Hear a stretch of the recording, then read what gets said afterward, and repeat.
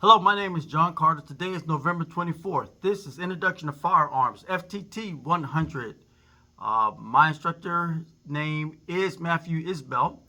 We're going to be talking about the disassembly of the Glock 23 Gen 5. That is a 40 caliber handgun.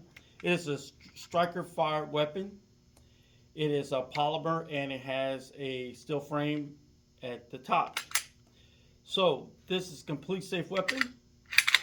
No rounds in the weapon. Magazine has been removed. Magazine is here on the side. And I use a schematic that is provided by Glock when I'm manipulating their firearms or taking them apart or troubleshooting them.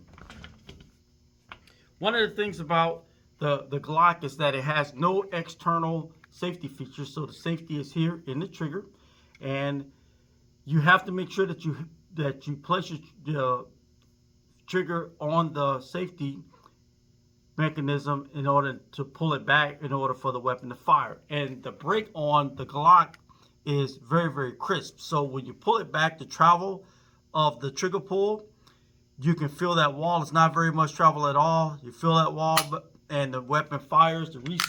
It resets. The reset is very short. You just let it go a little bit.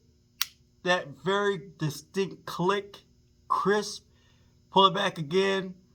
Not as far. Very loud, crisp break in the Glock 23 Gen 5. To take this weapon down, there are stops here on both sides of the weapon that you'll have to pull down. You can see them here. A little difficult to pull down if you have smaller hands, but you just simply pull the slide back just a little bit, and you'll grab these slide stops on both sides, drag them all the way down, but they have to be pulled down simultaneously on both sides. Let the slide go, pull the trigger. You'll see the slide will move slightly forward. Just simply slide the slide off of the frame. Now the frame is the fire control mechanism of this weapon. The fire control mechanism, whether it's on a rifle or pistol, must be, it's not necessarily registered, but they're regulated by ATF. So in order to get this part of the weapon, which anything that houses the trigger usually is going to be the fire control mechanism, that's regulated by ATF, you must be 21 years old, you must go through a licensed firearms dealer to get it, and you must go through a background check. So the trigger mechanism here is what keeps this weapon safe and desirable. This weapon will not fire if it's dropped, by the way, because of the trigger mechanism.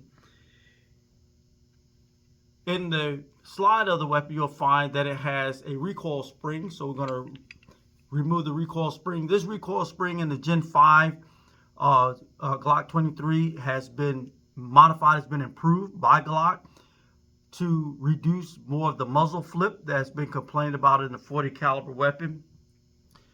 The barrel is also housed in the slide of the weapon. Barrel will come out.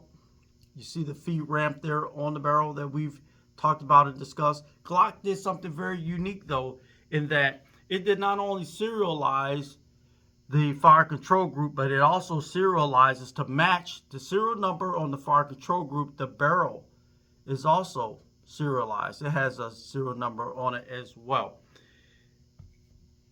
The firing pin in the striking control weapon and the springs, they are all housed here, and the extractor is also housed here. The bolt face is here on this weapon. You can look through and see where the firing pin is resting in there in the back. This is as far as you would take this weapon down for field stripping. As far as the Glock is concerned, Glocks do not need a lot of oil. They do not need to be broken down much further than this in order to be clean. There are some other maintenance issues that you could do on the Glock, but some of the parts on a Glock, if you're going to take it down further than this, like for example, to remove the sights or change the sights, take special tools that you have to get from Glock. And there's special instructions too that you would need to know in order to work on these weapons further than this basic field strip condition that it's in right now. So it's been a pleasure talking to you on this. If you have any questions, please just send me a message. If I can see it in time, I will respond to it. Have a great rest of your weekend.